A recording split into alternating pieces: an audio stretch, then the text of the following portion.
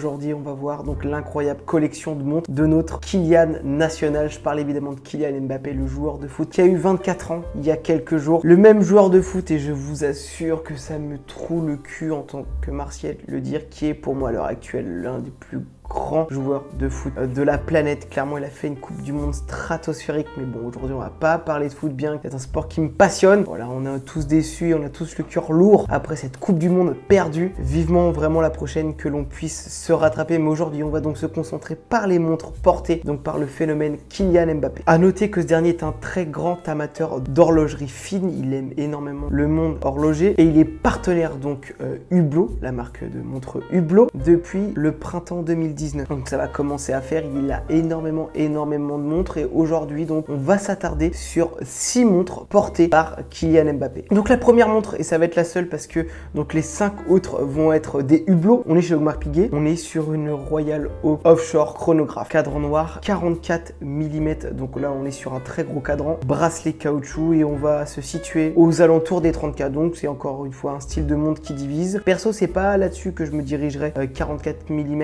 je trouve ça vraiment gros comme cadran. Faut vraiment avoir le poignet pour le porter parce que ça peut vite faire moche ou ridicule. Sincèrement, en soi, la pièce est vraiment très belle. Ce que je vais vraiment plus particulièrement aimer, bien que c'est pas mon style de montre, c'est le full black. Le full black, je trouve ça vraiment magnifique sur une montre. C'est super élégant et vous pouvez surtout le porter avec tout.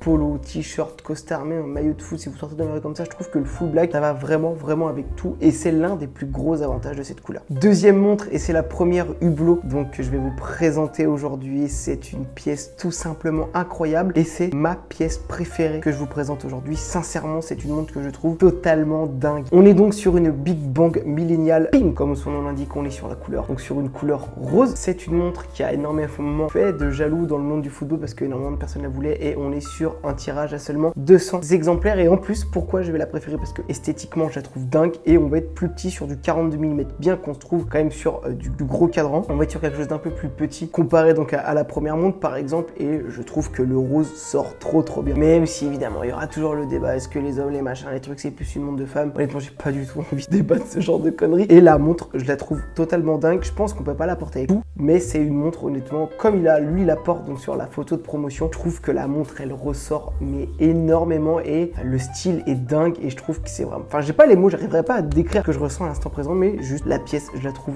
super belle. On est sur du 72 heures de réserve de marge. Le mouvement, on est sur le HUB 1280, étanchéité à 10 ATM et en termes de prix on va se situer aux alentours des 20 000 €. Je trouve que c'est pas forcément cher pour voilà le design de la pièce et surtout un tirage à 200 exemplaires. Faut savoir qu'elle est livrée avec 2 bracelets, un caoutchouc et un velcro, comme ça vous pouvez voilà alterner les styles. Et encore une fois, on est sur la montre que je préfère de tout ce que je vais vous présenter aujourd'hui. Toi, n'hésite pas justement à me dire au fil de la vidéo quelle montre tu préfères en commentaire et profites-en, petit malin, voilà, pour t'abonner. Ça va faire croître la chaîne et moi ça va me permettre d'avoir plus de visibilité et de faire encore plus de bonnes vidéos. D'ailleurs, si tu as des vidéos que tu aimerais bien voir sur la chaîne, des concepts, ce genre de trucs, mets-le en commentaire, ça sera avec plaisir si je peux les réaliser pour toi. Troisième montre, on augmente de gamme parce que là on est sur la Big Bang Uniqlo Saphir d'une valeur de 58 000 €. On est donc sur du 5 ATM, bracelet en caoutchouc. À l'intérieur, c'est le Hub 280 encore, 72 heures de réserve de marge, un verre saphir et encore heureux ce prix là d'avoir du verre saphir donc pour vous protéger la montre. À titre perso, je suis pas un grand fan voilà du full blanc comme ça. Un, c'est très salissant et deux, je trouve que c'est compliqué à porter. Encore une fois, on va sur du gros cadran donc c'est pas ce que je vais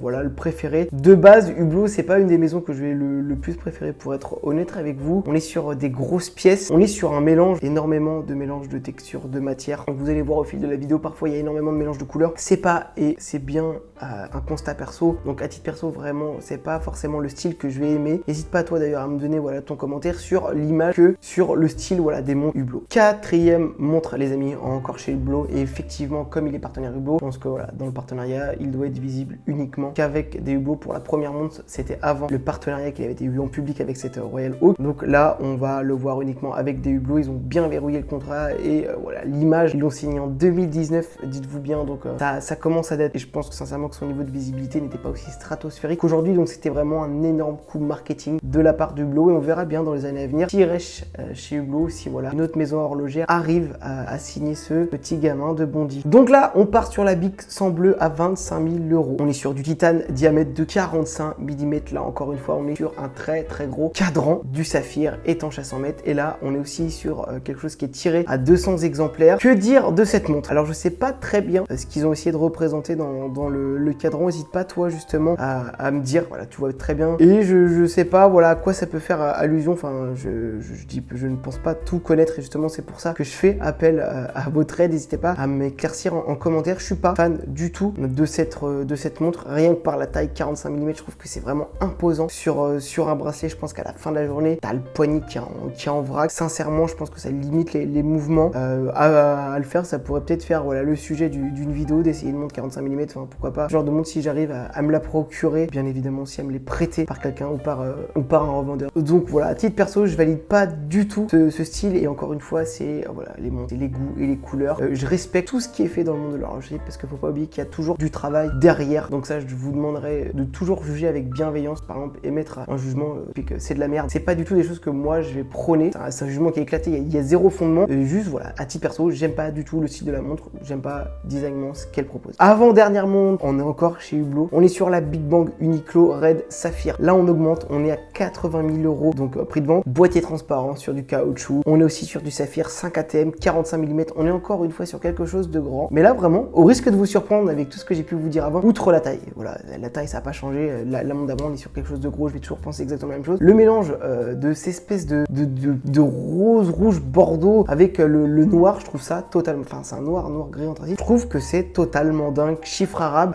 on voit donc un petit peu le mécanisme à l'intérieur. Je trouve que cette montre, elle rend plutôt bien. Je la classerai en deuxième sur les montres qu'on vient de voir aujourd'hui. Sincèrement, c'est une montre qui pourrait être sympa si elle était plus petite. Je pourrais porter cette montre-là de façon occasionnelle parce que c'est pas une couleur qui va se marier. Donc avec toutes les tenues, si vous aimez bien accorder vos tenues et vos montres, bien évidemment. Mais voilà, il faut toujours porter des pièces que vous aimez le plus. Je trouve le mélange de couleurs, clairement, je valide totalement. Toi d'ailleurs, n'hésite pas à me dire si tu valides aussi ce mélange de couleurs. Je pense que c'est voilà, il va y avoir un parti pris. C'est soit on aime, soit on déteste. Et voilà, à titre perso, j'adore ça. On arrive à la dernière montre et c'est là, cette montre a fait énormément débat. Et n'hésitez pas du coup à débattre vous aussi dans les commentaires et je vais commenter donc cette montre. Bien évidemment, vous allez avoir mon avis. On part donc sur la King Gold Rainbow Spirit of Big Bang, 80 000 € aussi, certi diamant. On est sur du multicolore. À l'intérieur, c'est le Hub 4700, réserve de marque de 50 heures. Elle a énormément fait débat pour le côté bling bling de la montre. Alors, outre, on va juger étape par étape. La couleur, j'aime pas du tout, genre le multicolore. Après, voilà, chacun a son style. C'est pas quelque chose vers lequel je me dirigerai, en tout cas pour une montre, pourquoi pas, pour des fringues et tout ça, c'est un autre débat, mais en termes de montre de design, c'est pas forcément ce que j'aime le plus. En tout cas, donc, je me dirigerai pas en premier vers ce style de montre. Donc ça, c'est un gros non. Et le côté diamant, encore une fois, c'est pas des... Effectivement, ça fait bling bling, donc soit on aime, soit on n'aime pas. Je sais pas trop mon avis là-dessus, pour être honnête avec vous.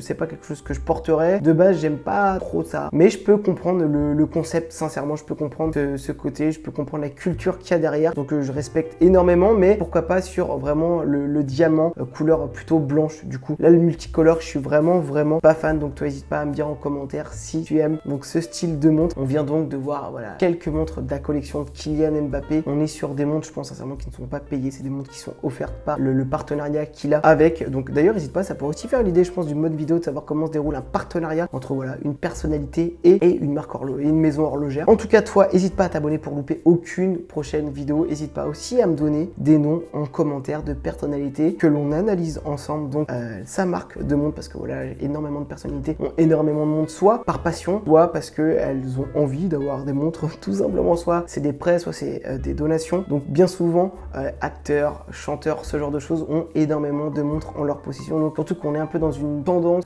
où les gens aiment bien montrer qu'on gagne bien sa vie, qu'on a bien réussi, ce genre de choses. Et ça passe bien souvent par une belle montre, ou à contrario, il y a beaucoup de personnes qui réussissent, qui sont passionnées, qui ont de très belles pièces, donc de différentes marques. Et si tu veux regarder ça, si tu as des idées donc de personnalités à me soumettre, je suis ouvert. Encore une fois, en tout cas, abonne-toi et je te dis à la prochaine.